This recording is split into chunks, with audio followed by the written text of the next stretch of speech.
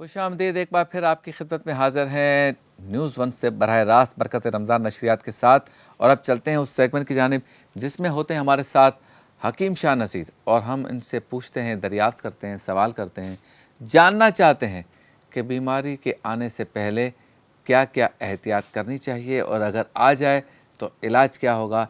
Segment का नाम है एहतियात लाजिम है। मेरे सरकार मेरी बात बनाए रखना।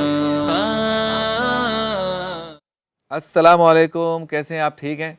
वालेकुम अस्सलाम, अल्लाह का शुक्र। आप आज खैरियत हम से? गुफ्तगू करेंगे, जानने की कोशिश करेंगे एक बीमारी के बारे में, वो है भूल जाने की। तो सबसे पहले तो ये तयन करें हकीम साहब कि ये भूल जाना बीमारी है या पागलपन है? देखिए, भूल जाना एक मर्ज़ है। मर्ज है? मर्ज़ है। अच्छा।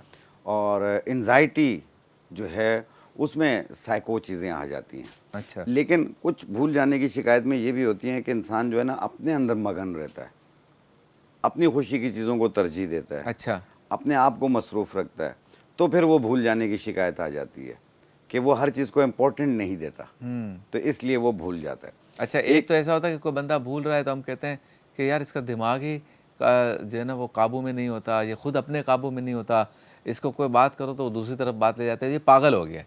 फिर इसको भाई किसी पागल खाने में दाखिल कराओ या ऐसे डॉक्टर को दिखाओ कि जो पागलों का इलाज करता हो।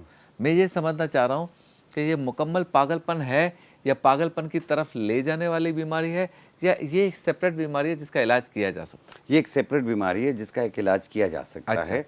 और पागलपन में ये है कि फिर उसको बहुत सारी मेडिकेशन की ज़रूरत पड़ती है।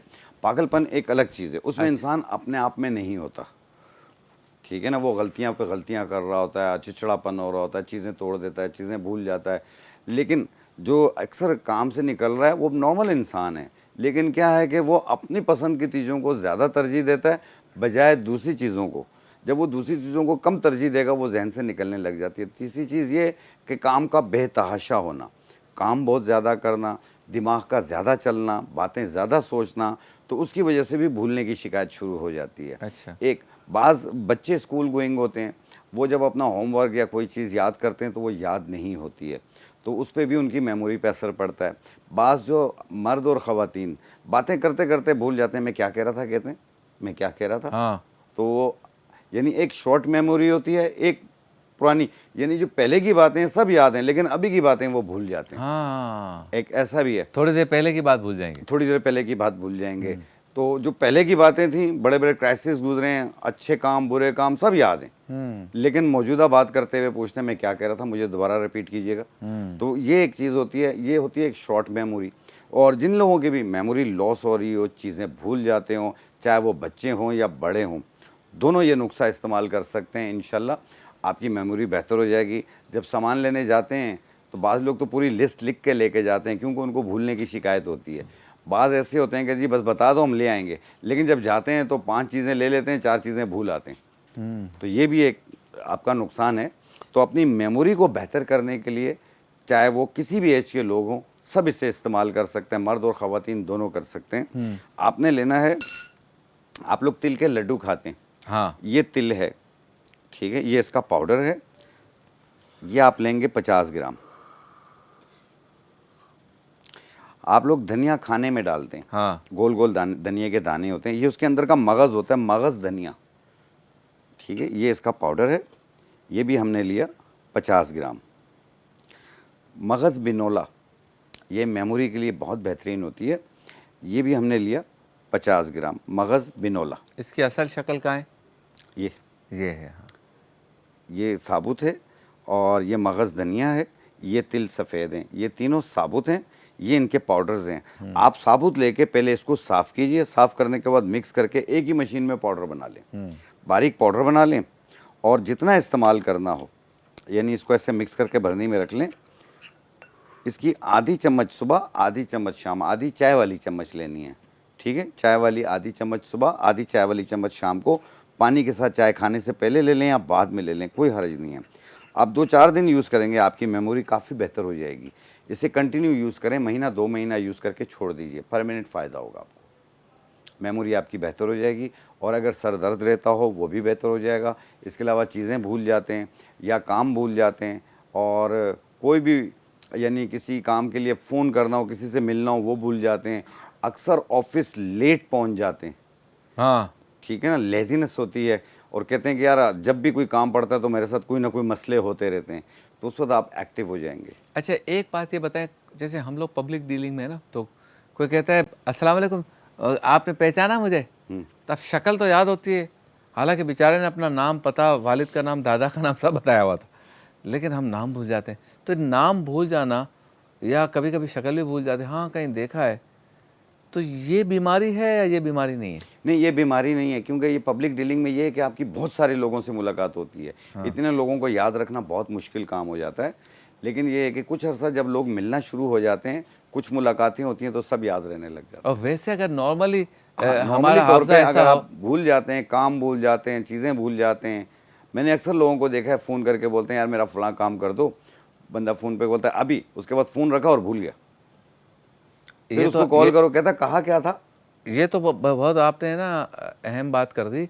इससे ज़्यादा अहम बात यह कि बंदा फ़ोन करके कहता है अस्सलाम वालेकुम हकीम शाह नज़ीर, कैसे हैं आप, ठीक हैं? यार मैंने आपको क्यों फ़ोन किया था? फ़ोन मिला दिया जी जी, लेकिन किस वजह से मिलाया था, क्या काम था, वो काम नहीं बोल सका। ये ये भी बीमारी है। ये भी बीमारी है। ये भी एक मैंने कहा ना शॉर्ट मेमोरी, यानी करीब की, अभी की, आप भूल जाते हैं। तो ये इंशाल्लाह आप इस्तेमाल कीजिएगा, आपकी ये तकलीफ़ दूर हो जाएगी। अच्छा फ़र्ज़ करें जो आपने दवाइयाँ दी हैं वो दवाई खाना भूल जाए तो फिर क्या करें? हाँ, ये भी एक गलती है ना। नहीं, अब उसके लिए ये है कि अगर उसको उसके दवाई घर में इसलिए दी है कि वो भूलने की बीमारी उसकी ख़त्म हो जाए। वो अच्छी हकीम साहब बना के रख ली मेरी हमने। तो बीमारी ख़त्म नहीं हुई 10 दिन से, तो बोला आपने दवाई पीती हो, अरे दवाई तो पीना भूल गया हूँ। हाँ, ये होता है। फिर आप चिपेर मारेंगे नहीं मारेंगे उसको? नहीं नहीं, उसके लिए ये है कि उनके घर वालों को एक्टिव होना पड़ेगा। हाँ। कि आप इसकी दवा वक्त पे दें। आप 1 हफ्ता वक्त पे देंगे, उसके बाद उसके सर पे खड़े होने की ज़रूरत नहीं है, वो खुद मांगेगा कि मेरी दवा दो यार, मैंने तो खानी। ये जो आप नुस्खा बता रहे हैं या कोई और नुस्खा बता रहा है, ये दिमाग में जाके वो क्या काम करता है? मतलब एक भूलने की बीमारी तो बीमारी प्लस आदत भी तो है ना। बंदा खुद भी चाहे कि मैं अपने आप को एक्टिव रखूं, भूलूं ना, जो बात सुन रहा हूं उसको अपने ज़हननशीन करूं, ये खुद बंदे के ऊपर है। आपका क्या ख्याल है? बिल्कुल अपने के ऊपर है। देखिए एक चीज़ और भी है कि जैसे हमें कहीं पे दर्द होता है, ठीक है, हम जो दवा देते हैं वो खून में शामिल होती है, फिर उसके बाद उसके दिमाग में सेटिस्फेक्शन होती है कि मैंने दवा खाई है, दर्द की एक यकीन होती है, और वो दवा जहाँ पे दर्द होता है वहाँ जाके काम करती है। तो इसी तरीके से जब आप ये चीज़ें इस्तेमाल करेंगे तो आपकी मेमोरी जब बेहतर होनी शुरू हो जाएगी, तो आप कहेंगे कि हाँ मुझे एक अच्छा इम्पैक्ट मिला है। अच्छा, ये वो लोग भी यूज़ कर सकते हैं जिनको राशा रहता है, ऐसे लरसते हैं, कांपते हैं। अच्छा, हाँ ये हाँ, भी बहुत एक से लोग होते हैं ऐसे, तो ये वो लोग भी इससे इस्तेमाल कर सकते हैं, क्योंकि मगज़ धनिया और मगज़ बिनौला जो है ये राशा को भी ख़त्म करती है, मेमोरी को भी बेहतर करती है, स्ट्रेस लेवल को भी नीचे लाती है, और साथ में मैदे के निज़ाम को भी बेहतर करती है। अच्छा, वैसे नॉर्मली किसी को भूलने की बीमारी नहीं है, लेकिन वो चाहता है उसका हाफजा कवी हो। जैसे जज है, अब जज की जो सीट है वो ऐसी है हकीम साहब के, एक केस आएगा उस पर वो लिखे होंगे 150 सफ़े, उसके जवाब में एक दूसरा जवाब आएगा या केस आएगा उसमें 200 सफ़े। अब 350 सफ़े उसने पढ़ने भी हैं और उसी के मुताबिक फिर दोनों के दलाइल सुनने और फिर फैसला देना है। ये तो एक केस हो गया।